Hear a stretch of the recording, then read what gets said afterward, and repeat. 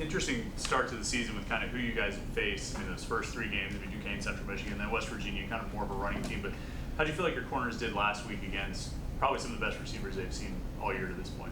Yeah, well, I love being able to watch those guys play, and the one thing about it, as you watch throughout the entirety of the game, they challenge those guys, they play physical with those guys. I thought they played really good technique. Obviously, we gave a one pass, which I wish I could definitely take back, which was Shad's TD pass, but long story short, throughout the whole game, I thought they played well. You've got a lot of guys playing a lot of snaps too, especially these last 2 games. Have you seen the secondary kind of hold up? I'm sorry, you talking about really more play load? Yeah. Okay.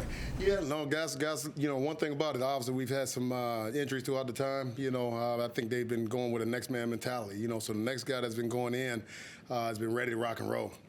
And you haven't seen any drop-off within that department.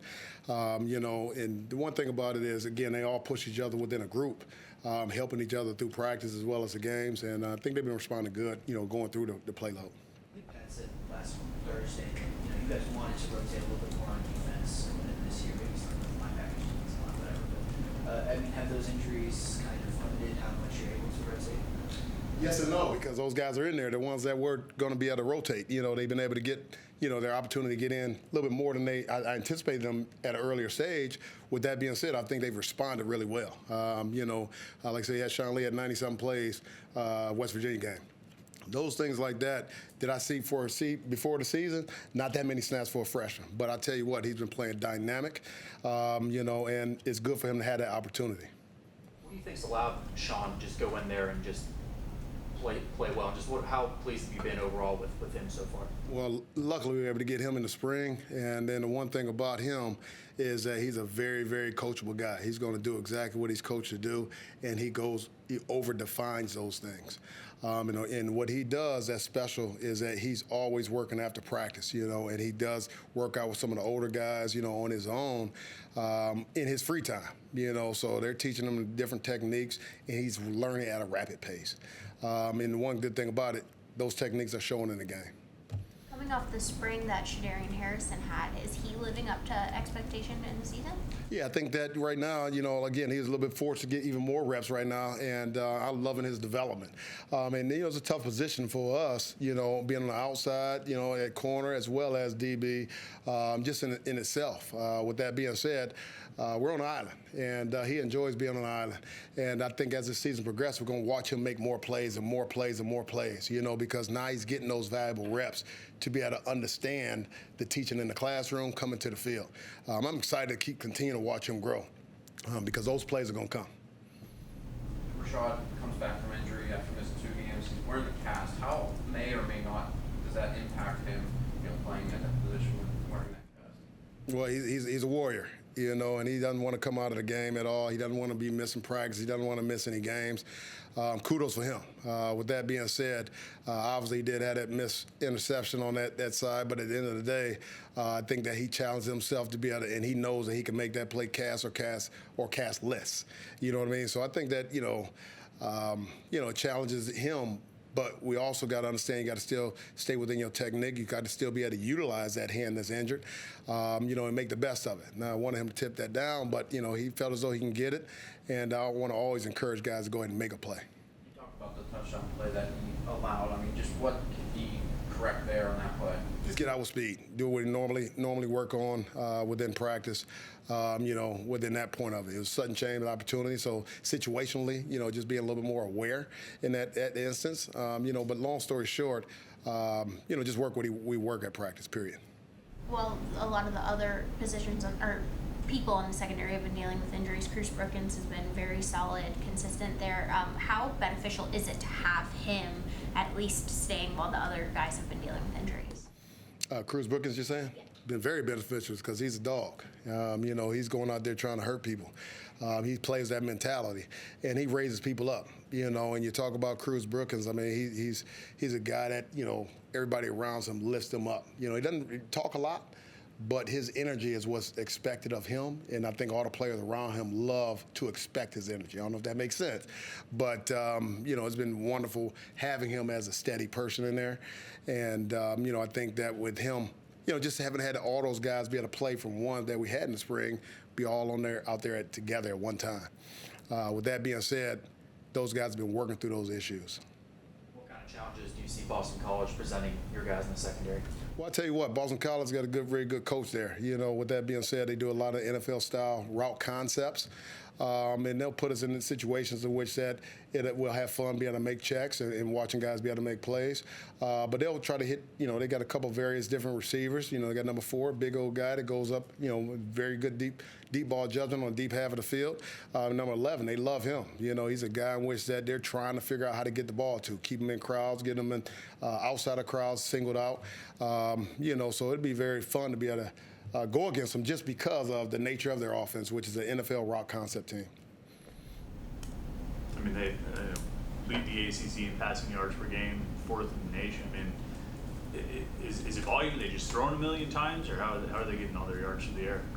Well, they're throwing a lot more than they have in the past. However, they've been efficient. The quarterback's done a really good job with them getting the ball out of his hands, and understanding those route concepts that that their offense runs. So I think they're doing a really good job just having an efficient quarterback, and they're playing well within each other. You said they're throwing it more than the pass. I mean, you think of Boston College, you think of Garwo and A.J. Dillon and all these different running backs. Is it a totally new look this year, totally different kind of offense? I think it's still similar to what they did last year. It's just obviously they got different personnel groupings. They got different people that were playing outside that they had last year. With that being said, I think that they've been doing a good job coaching these guys to be able to understand the schematics for what it takes to those guys to get open. It is not the old school Boston College, as where they're just going to try to run it down your throat all the way. With that being said, I think they're utilizing the people that they have well.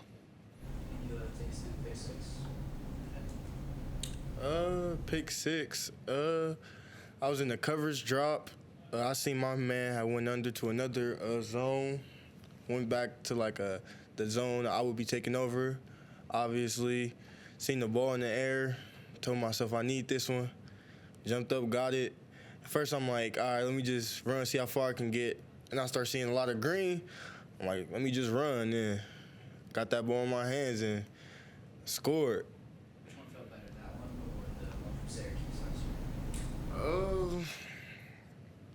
Probably the last one, because I really wasn't that coverage. I wasn't supposed to get that pick, obviously. Not obviously, but when it come down to it, I knew Syracuse when I knew I could make that one happen. But that one just kind of happened by just being a ball player, for real, for real.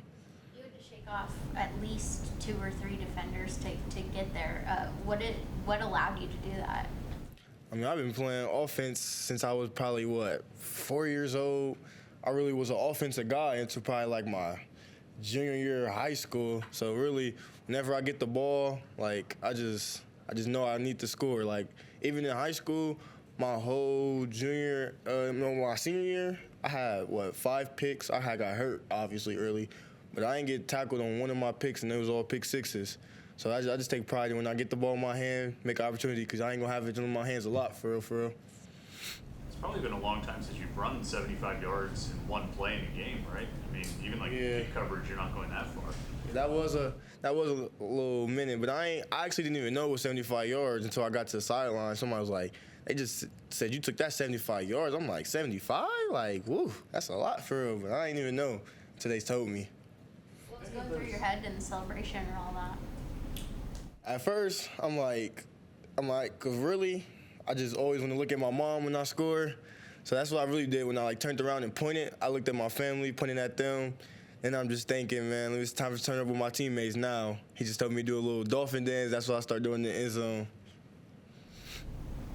So Rasheem, he said had around 75 yards. Supposed to play a lot of plays so far this year. The defense as a whole has been on the field a ton these past 2 games. How have you seen the unit as a whole hold up, especially late in the game when you're playing so much? We've been able to hold up really good, obviously. It's nothing that's been taking us or draining us or nothing. We just got to be able to make more plays when we out there, obviously. It's not like we're getting drained or anything or we're on the field too much. We know, we signed up to play football. We want to be on the field, so, yeah. And as a linebacker, you guys obviously had some injuries early on. I mean, in the fourth quarter, things like that. Do you notice, when you've been on the field for a while I guess when you've been on the field for a while, it's late in the week? Not really, because I know last year I used to complain about not being on the field. So when I'm on the field, I love being on the field. It ain't nothing about being tired or nothing. It's just embracing being on the field, for real, for real. You also had a sack in that second half. Can you walk us through what you saw in that play? Well, I had an edge blitz. Obviously, I didn't want to show it. I was showing some of my blitzes early, kind of.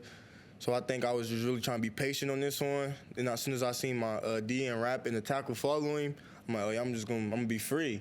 I see the running back come over like kind of late, try to hit me. I just kind of like dipped my shoulder on him and just made the tackle, made the sack. Against West Virginia wasn't a very strong day in terms of tackling. Do you feel like there was some improvement defensively in that category against Louisville? Yeah, definitely. I feel like our defense tackled a lot better. I feel like we played better as a whole on defense, obviously. But that's just going to come with stacking more games, stacking more weeks, playing more together, actually versus a different team every week. And I feel like we're just going to keep getting stronger and stronger as these weeks go by. Rasheem, what are some of the things you guys have talked about as a team when it comes to just being able to close games out? West Virginia, Louisville, you guys had leads in the second half, just weren't able to close them out. Just how do you turn that into wins, and just what kind of lessons do you feel like you've learned from these last two games? Like you said, man, we just got to finish, really, in the game. That's all we can do is just make the best play, execute. Obviously, the fourth quarter is no time for errors, no plays you can let off. You got to go out there and really execute because, like you said, you can give up a lead easily. These are good teams we're facing. It's not like we're facing no bad teams, so we're going to have to figure out how to get it done and just execute and be more detailed. And, like, our whole team is just preaching finish, finish, finish. And that's what we got to start doing. Kyle and Braylon now will have interceptions. Is that Sharks mentality just starting to show up again?